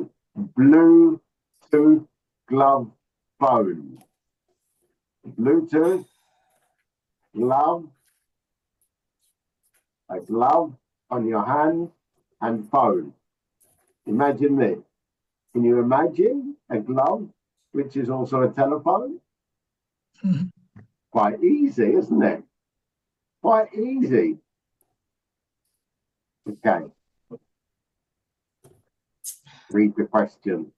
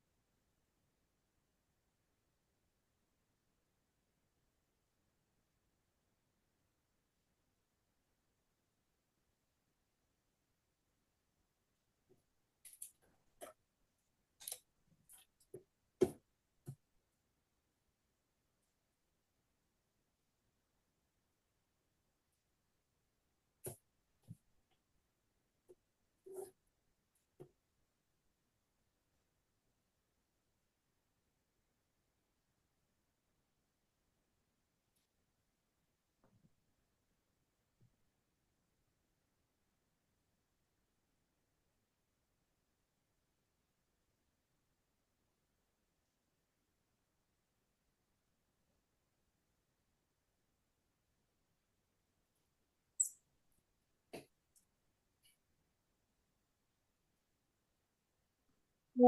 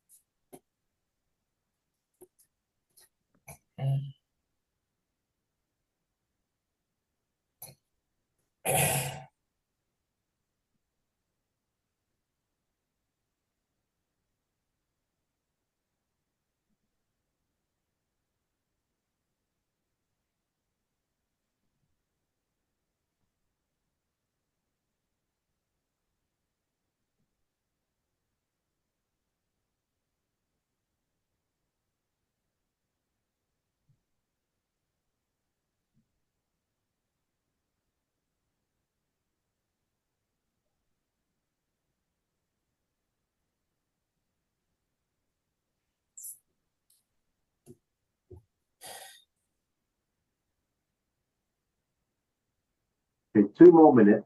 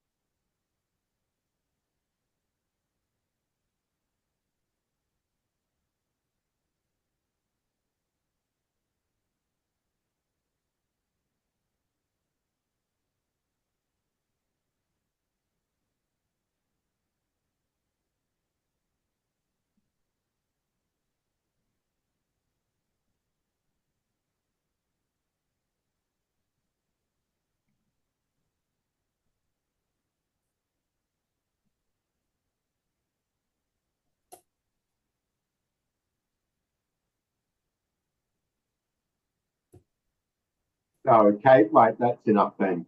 Okay, enough. Right then. Who is the Bluetooth glove designed for? Sorry, Bluetooth glove phone designed for? Drivers. Drivers, yeah. Yep. So, drivers. So, drivers. Good. And number 37. Okay, how does the user operate the phone? Your thumb and pinky finger. Okay, so using your fingers, yeah. Okay. Yeah. Thumb and pinky. Thumb, pinky. Thumb, pinky. Thumb, pinky. Okay, so this is how you answer the phone. Quite good, isn't it? Okay. The thumb and the pinky finger. Number 38. Where might we find many means of communication in the future? Jackets. Jacket. Everyday attire. Everyday attire. What does that mean? What you make every day. The clothes that you use every day. Clothes. Okay. Or wearable, which is we already used this, I think, this expression, wearable. So, yep. And what areas of activity have already been catered for by Bluetooth? Skiing and motorcycling. Cycling. Absolutely. Skiing, or we could just say adventure activities or sports if we wanted to. Okay. Yeah. Actually, not very interesting because this is old technology now, isn't it? Bluetooth. Well, everybody has Bluetooth everywhere. Okay. You've read this before, haven't you?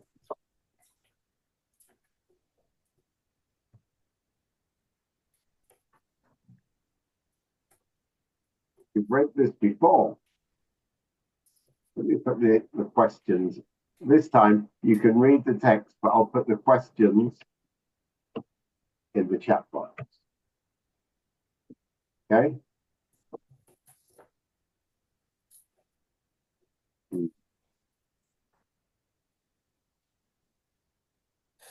Let me get rid of this. You read it again. Here are the questions.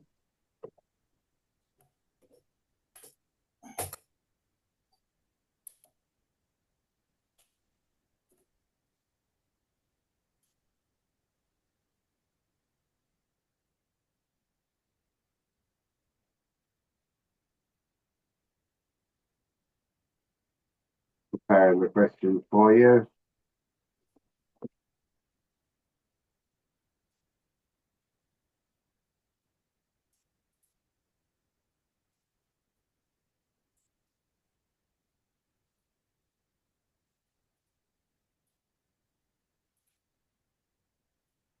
So there's the questions in the box, and there's your text. Okay?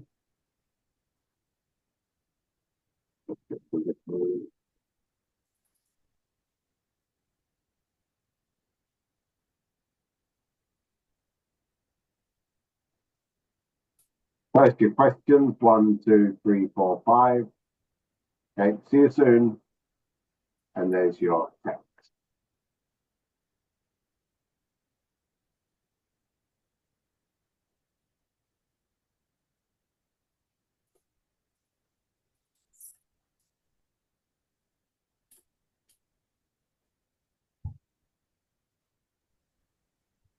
Josh, do you mind to erase the bar that is on the left side? Oh, sorry. This one. Yeah. Yep. I think that's good.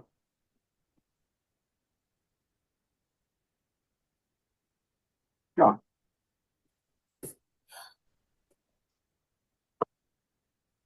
Use the phone.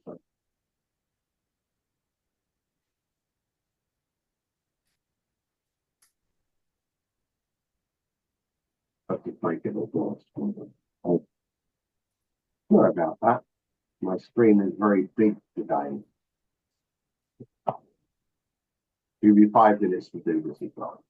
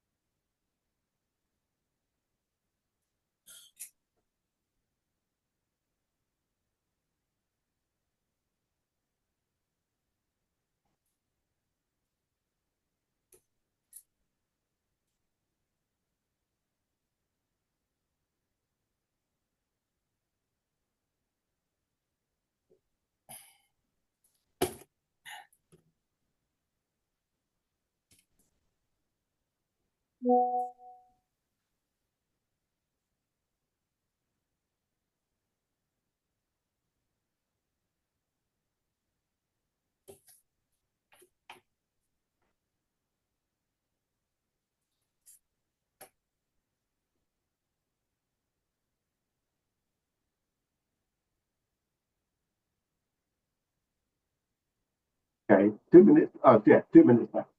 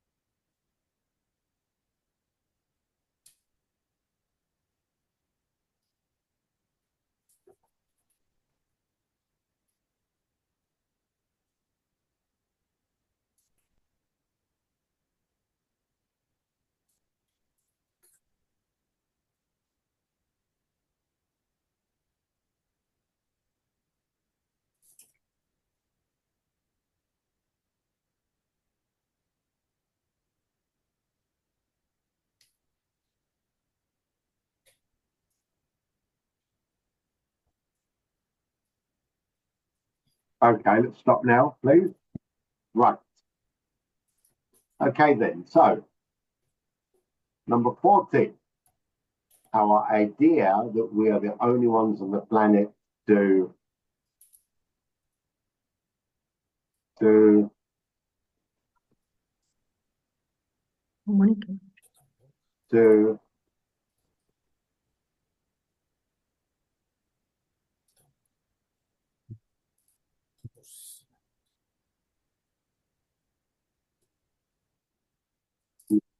communicate. No, everybody, all animals can communicate, is to possess language.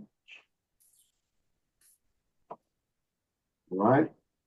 Number 40, our idea that we are the only ones in the planet to possess language may now be in doubt. Yep.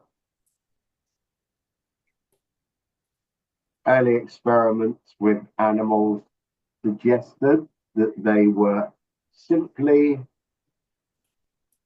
Responding to prompts. Responding to prompts. Good. Excellent.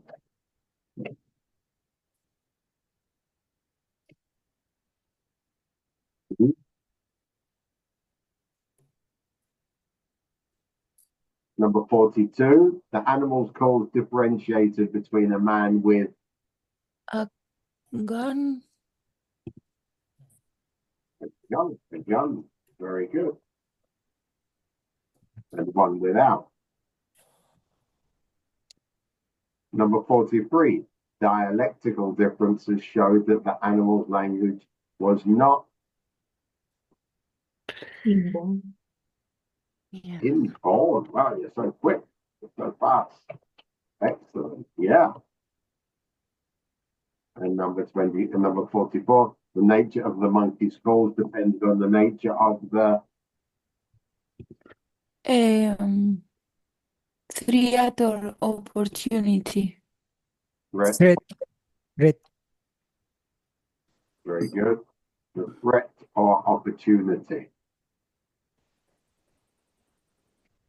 Wow, you did those very quickly. Absolutely. So what's important there? Very important. Very important. What we're doing there is doing this bit really quickly. Even though it's a complicated text, the questions are quite simple. And it's a question of finding the exact place. And again, the answers are copied straight out of the text. We don't need to make a long sentence or anything like that.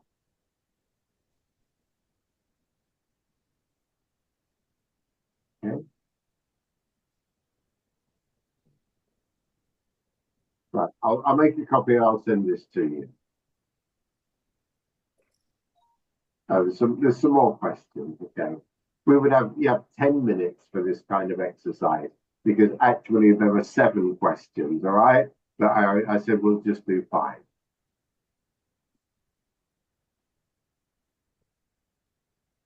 Okay, now we've already done this. You've done this writing before, and it was quite good writing, very, very good. And there we go, look. But question number 9, you can answer either A, explorers, brave or foolish, or you see the following advertisement, communication in my lifetime.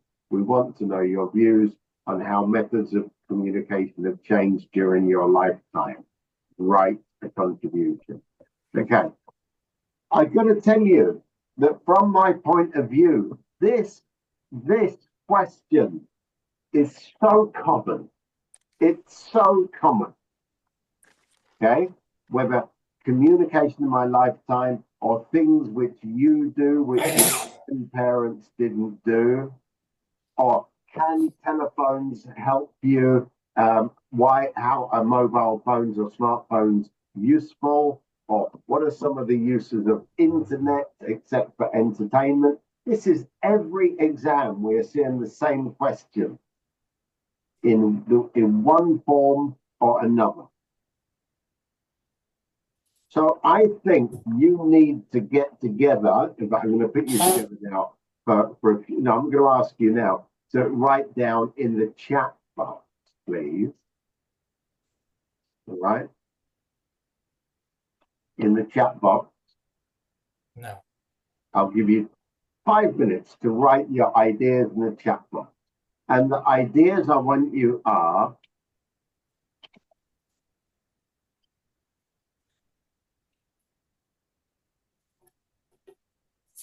right. How has communication changed? Just write one sentence, including a connector or including a pronoun of time. Okay? So I want you to write a sentence which compares the past with the present. Okay? So everybody, for example, look, now we use phones, but before we wrote letters. All right, there we go. The but is our connector. Right, so we've got two ideas to contrast. Very simple one. So I want you all, please, now, 5 minutes, one sentence each person, just one sentence. Write them when you're ready, when you're ready to share your wonderful communication with us. Okay? The title is How Has Communication Changed? You must write just one sentence, please.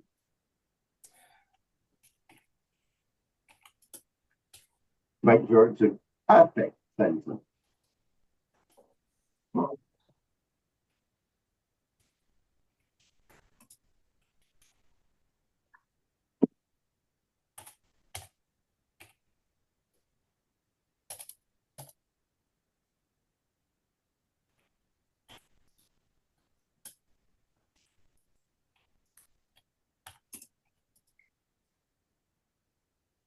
Only one sentence. Only one sentence.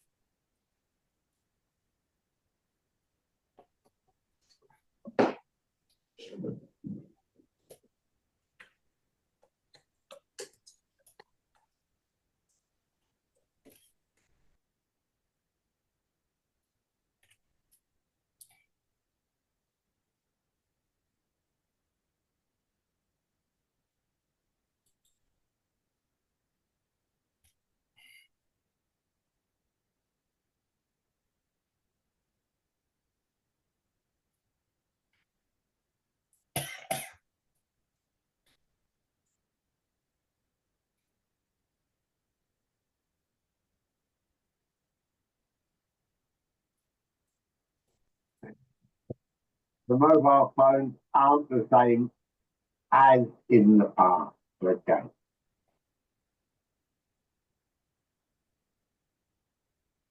Thank you, Miguel Angel. That's a very long sentence with some two semicolons. Congratulations.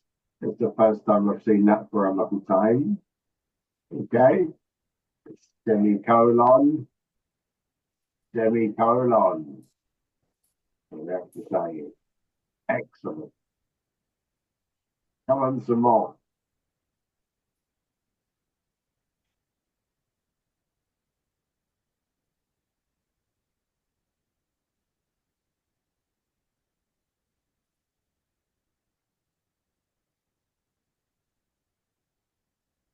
No, not our explorers, brave or foolish. Diana, we're only doing this one. How has communication changed? Ah, sorry.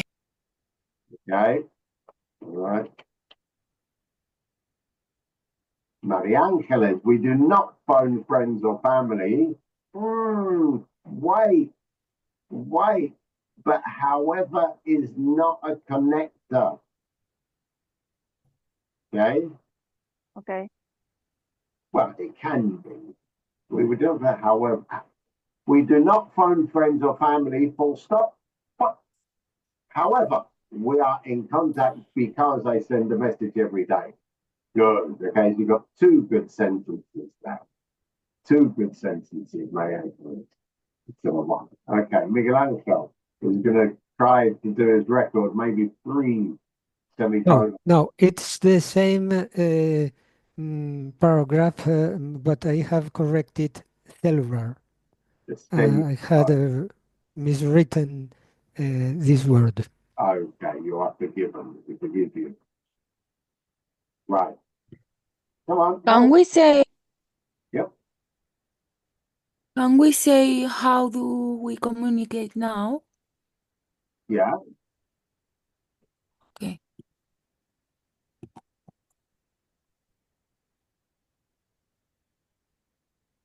Gonzalo, Marta, has communication. Has communication changed? How do we communicate now? Marta, nowadays we communicate with each other very often from all over the world through our video calls, whilst just 15 years ago, that would have sounded like science fiction. Marta, I'm very upset with technologies because we lose the best way of communication, letters. Okay, I'm very upset with technology because we lose the best way of communication, letters. I still send letters and postcards to people who live far from me. Okay, come on, couple more. Gonzalo.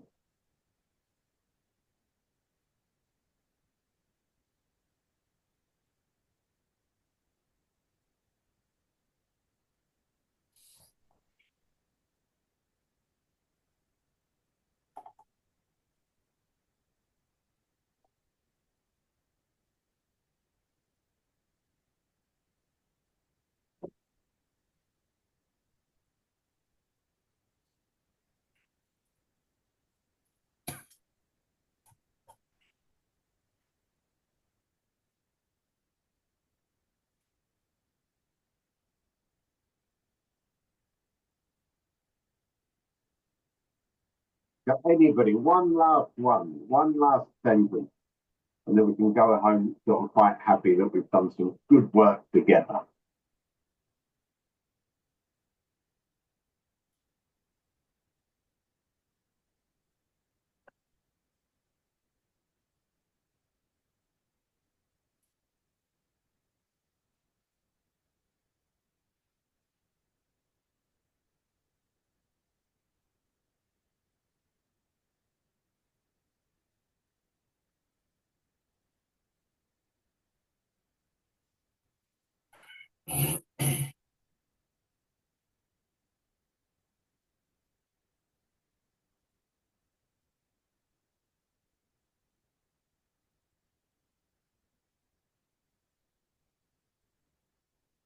Come on, everybody, just one more.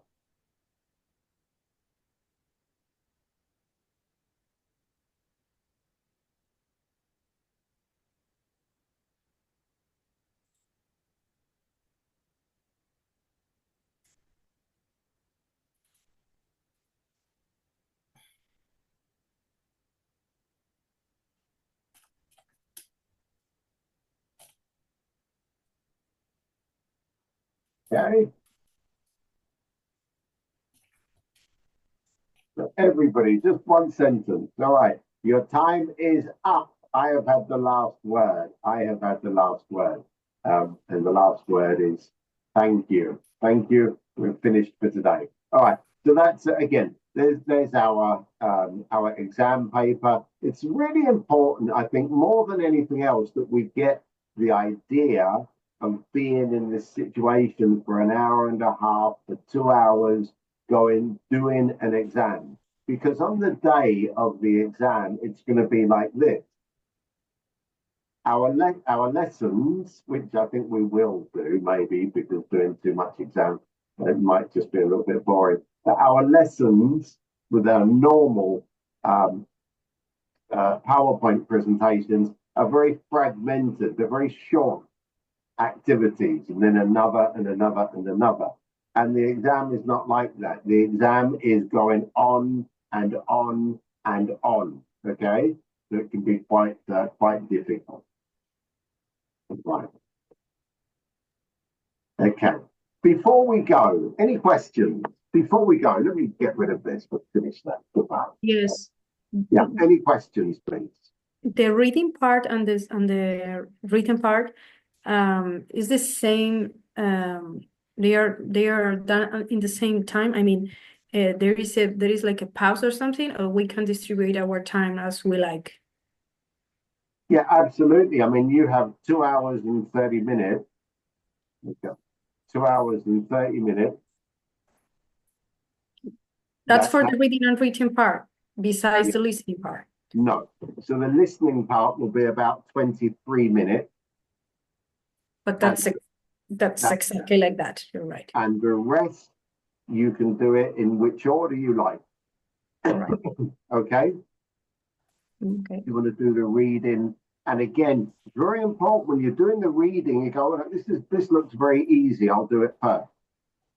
You know, do the easy ones first. And then go back and do the more difficult ones. One of the biggest problems when I see people doing a reading thing, which is particularly difficult for them, and they spend half an hour doing one reading exercise, which is really difficult. No. Leave that till afterwards. Get the easy. Do you know this expression? The low-hanging fruit? What does that mean? What's the meaning of the low-hanging fruit? I guess to get the food that is very low on the ground. I mean, go to the easy thing. Absolutely. So, you know, if there's a tree which is full of oranges, which oranges do you take first? The ones which you can take immediately. You don't have to climb and it's more difficult and you need a ladder or something. So you get the low-hanging fruit. Get the easy questions first. Should takes the same that she want or not? Yeah, whenever you like. Except the listening. The listening and the speaking is in particular order. You can't change. How much time would you recommend us to spend on the reading, just to be with time for the writing? Half an hour. Half an hour for the whole reading. So question number 4 is 5 minutes. Okay, look at this. Question number 4, 5 minutes. Question number 5, 7 minutes. Great. Question number 6, 8 minutes. And question number 4, 5, 6, 7, 10 minutes. So that's 30 minutes in total. And the rest,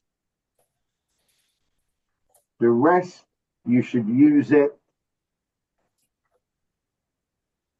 to look at your listening, look at your dictation, prepare your writing. This way, this is 30 minutes. This will give you lots of time. Lots and lots of time to spend on your writing and to go back and to read again. You'll have time, at least 15 minutes, again, to do everything. But I find that people are spending too much time on the reading in the exam. Let me stop this.